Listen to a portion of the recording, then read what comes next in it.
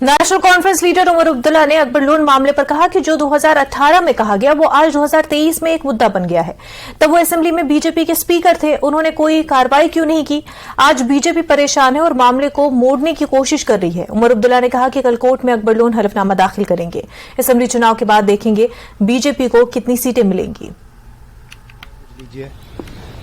18 में हुआ, speaker BJP के थे, क्या एक्शन लिया उन्होंने? आज अगर ये इश्यू उठाया जा रहा है गवर्नमेंट के तरफ से, गवर्नमेंट बीजेपी का है, वो पहले तो ये बताए ना कि 2018 में स्पीकर उनका था, उन्होंने इसमें क्या कार्रवाई की, क्या कोशिश की उन्होंने उस वक्त अकबर लोन साहब के खिलाफ कोई कार्रवाई करने की? क्या उनको सस्पेंड करने का कोई प्रोग्राम बना था उस वक्त? असेंबली में कुछ नहीं किया। उसके बाद 2019 में अकबर लोन साहब ने इलेक्शन लड़ा, एक बार नहीं 2 बार इस मुल्क के आईन पे उन्होंने हल्फ उठाया। जब उन्होंने अपने कागज भरे उस वक्त और जब वो हाउस में अंदर गए उस वक्त। 4.5 साल हो गए उनको पार्लियामेंट में अब मेंबर रहे हुए। मुझे बताइए ना, कहीं पे किसी ने ये इशू उठाया? आज ये इशू इसलिए उठाया जा रहा है क्योंकि अब जाहिर सी बात है कि हुकूमत जो है वो परेशान है। जिस तरह वो चाह रहे थे कि उनका केस जो है कोर्ट में जाए, वो नहीं जा रहा है।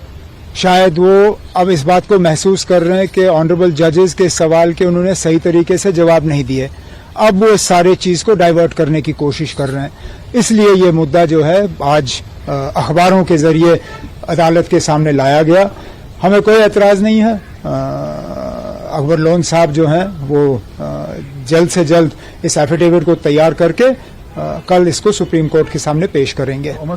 आर्टिकल 370 पर सुनवाई के दौरान अहम अर्जी गुजार और नेशनल कॉन्फ्रेंस के रुकन पार्लियामेंट अकबर लोन के जरिए जम्मू कश्मीर असेंबली में पाकिस्तान के हक में नारेबाजी का मुद्दा उठा। रूट्स इन कश्मीर ने सुप्रीम कोर्ट के नोटिस में इस मुद्दे को लाया और मांग की कि अकबर लोन हिंदुस्तान के आईन में एतमाद नहीं रखते, उन्हें 370 के लिए लड़ाई लड़ने का हक नहीं है। सुप्रीम कोर्ट में 370 और 35 को लेकर सुनवाई चल रही है, लेकिन इस बीच अकबर लोन को लेकर विवाद हो गया है। हमारे साथ ज्यादा बातचीत के लिए हैं रूट्स इन कश्मीर के प्रवक्ता अमित रैना जी। याचिकाकर्ता यहाँ पहुंचे हैं, वो ये आरोप लगा रहे हैं कि कुछ कश्मीरी पंडित सरकार के इशारे पर यहाँ याचिका लेकर आए हैं और जो ज्यादातर कपिल काग से लेकर के कई जो याचिकाकर्ता है कश्मीरी पंडित, वो ये चाहते हैं कि 370 बहाल हो। सरकार के कहने पे तो हम आए नहीं, मगर अगर आए भी हैं तो उससे बात तो झूठी नहीं होती। बात तो हमने सच रखी है। किसी ने ये तो नहीं कहा कि आपने जो बात रखी है वो झूठ है।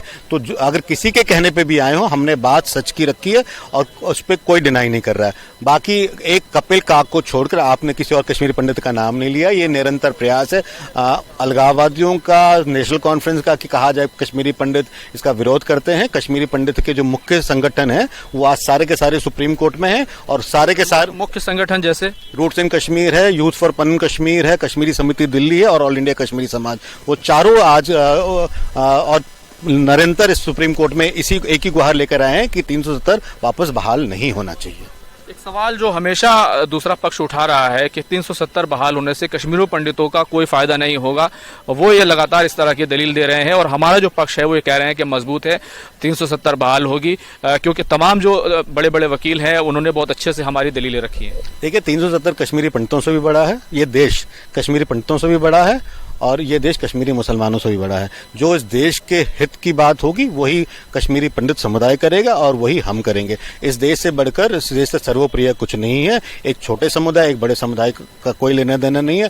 पूरे देश के हित की जो बात होगी वही सुप्रीम कोर्ट में रखी जाएगी। आखिरी सवाल, जो जिस तरीके की बात कही जा रही है कि अकबर लोन को माफी मांग लेनी चाहिए, अगर वो माफी मांग लेते हैं, जो पूरी घटना हुई थी और जिस तरीके से उन्होंने पाकिस्तान जिंदाबाद का जो नारा दिया था, नारा लगाया था, उस पर अगर वो माफी मांग लेते हैं तो आप लोग संतुष्ट होंगे? देखिए, हमारा काम था उच्चतम न्यायालय को अवगत कराना एक क्रेडेंशियल के बारे में। उस पर सुप्रीम कोर्ट कैसे संज्ञान लेती है और उनसे क्या करवाती है, मैं उस पर कोई टिप्पणी नहीं करना चाहूंगा।